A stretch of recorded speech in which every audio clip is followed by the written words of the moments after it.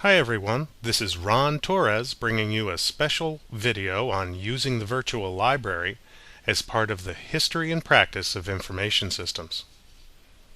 Here in week 2 we have a discussion, and it's about types of information. And it's about structured and unstructured information, and these are two key terms in the information technology field. And you're asked to visit the virtual library and search for these key terms and then share in your own words what you've learned about these two terms. It goes on to ask how this relates to application software, but what we really want to focus on here in this video is that term right there, visit our virtual library. And I know many of you have not had a chance to check out the virtual library and all the things it has, so let's take a look around and do that here in this video.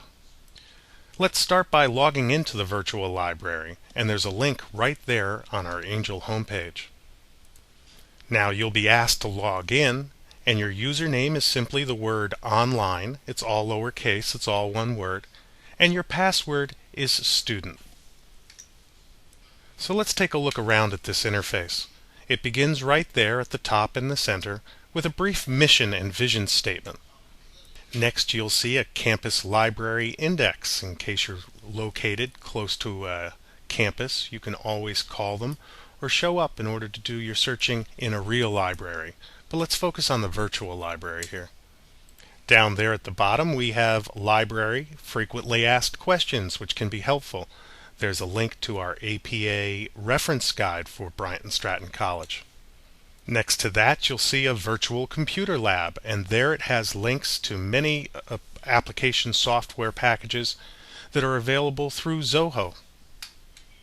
And next you'll see a site map, and it's also there at the very top of the screen, and that's to help you navigate around the virtual library. But the point of this video is to focus on our virtual library resources, and we're going to be taking a look at 3 of these in a little more detail. Now the virtual library has 7 different sections, and we'll be focusing on 3 of them, and they have real-world counterparts. The first is the reference section, and that's just like our reference section that you're familiar with when you go into your public library. Next we'll be searching the stacks, or searching a number of different databases. And lastly we'll take a look at what it means to search the periodical shelf. So let's get started. So let's get back to the virtual library resources, and we'll select that first one right there. That's the reference desk, and find reference sources. When we select that, well, there's a number of different references we can go to, and I'm going to pick on dictionaries and thesauri. And when we select that, well, it shows us a number of different dictionaries we can navigate to. And I'm going to take that last one there for special dictionaries.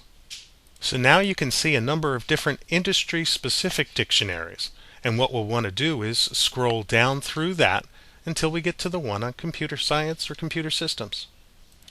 So here we have computing dictionaries, and we scan through the list and we can find a number of different ones, and I'll select one there, a Dictionary of Storage Networking Terminology, Storage Networking Association. So we selected that, and you take a look there on the left hand side, and because we're looking for structured data, we'll select S. And there we have it. We found our definition for structured data. We can continue this exercise and do it for unstructured data. We can also pick a different dictionary to see if there's a slightly different meaning. So there's a number of different ways to use your reference section. This is just one of them, but it should give you an idea of what's available through the reference desk. So let's go on and search through the stacks, and we'll do that by selecting Research Databases, Find Full Text Articles. One of my favorites to search there is this EBS co-host multiple databases. So we'll select that. So that'll bring us to this link on Research Databases, and we'll go ahead and select that. So now we have a number of different choices we can select from. And I'm going to select Business Searching Interface and show you what that looks like. Finally, we're at a search box, something very Google-like, right? So now we can type in our search term. And you notice I have structured data in double quotes. That means it's only going to return those things that have the term structured data in that order. And that's exactly what I'm looking for. So I select search, And now you see all those different search results. Very Google-like, right? But what it can do in that search is bring back references to articles, and I'll have to go off and try and find those. And I have to admit at times I get a little lazy. So I'm going to refine those results, and I'm going to select full text, so it's only going to return those articles that it has full text for, and I'll select apply. Now you can see here in the interface that it's not Google-like, it keeps all our old searches right there, so we can go back and refine a search if we like. But this is a pretty good search, so we'll keep that, and we'll scroll down through the list looking for an article title that meets what we're looking for, something about structured data. Here's a pretty good one. Structured data. Who needs it? So we'll go ahead and select that, and you could see because we refined our search to only return those articles with full text, there's a link to the PDF article itself right in our search. And do you want to see something cool? You see over there where it says Cite? You can actually pull up the APA formatted citation that you can then copy and paste into your posting or into your activity. Isn't that cool? So there you have it. I showed you how to search the stacks in at least one research database, refine that search to bring back full text only, and then we were able to pull up that text and actually get a citation. There are so many things you can do here with the other databases, and this is a great chance to explore. So please, give a few more a try. Alright, let's move on to searching electronic journals and magazines. Now this is a little bit involved because it really mirrors what you're doing in the physical world. So let's take a moment and review that. So one of the first things you'll want to do is put yourself in front of that magazine rack, right there at your local library.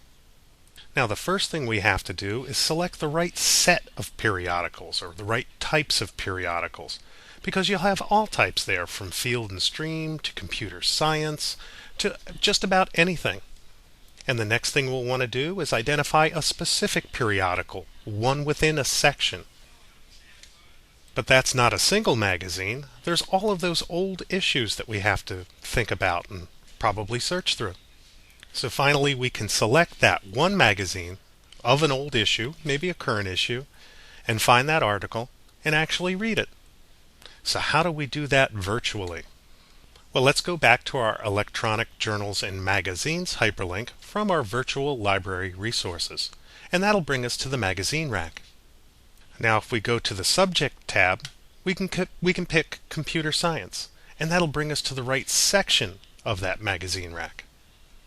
Now here in the virtual library, it's a pretty big section, so we have to go one step further, and here we'll select database management, and from there we'll take a look for an individual periodical.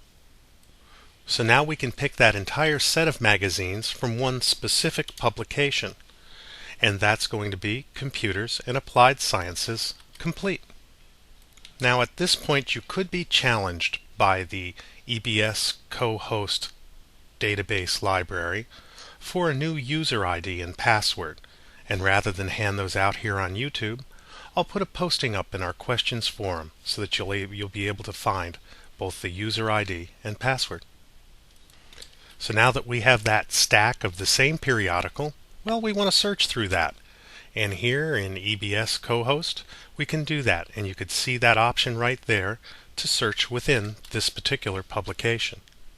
So we can put in the term structured data. Again, I'll use double quotes because I want to return that specific phrase, not everything that says structured and everything that says data, but the phrase in double quotes, structured data.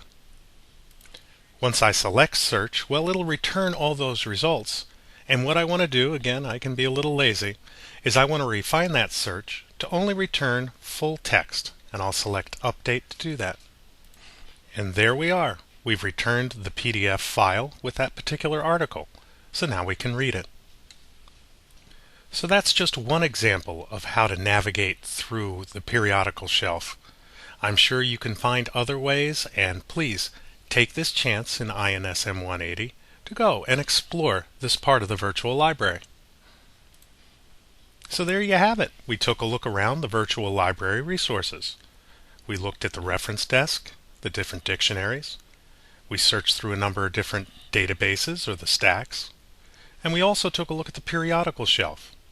All fantastic stuff. There's a lot of resources here, and like its physical counterpart, you can really get lost in a library. Have some fun with this. Here in INSM 180, it's your chance to experiment and try different things. I look forward to all your discussion responses, and have a great day.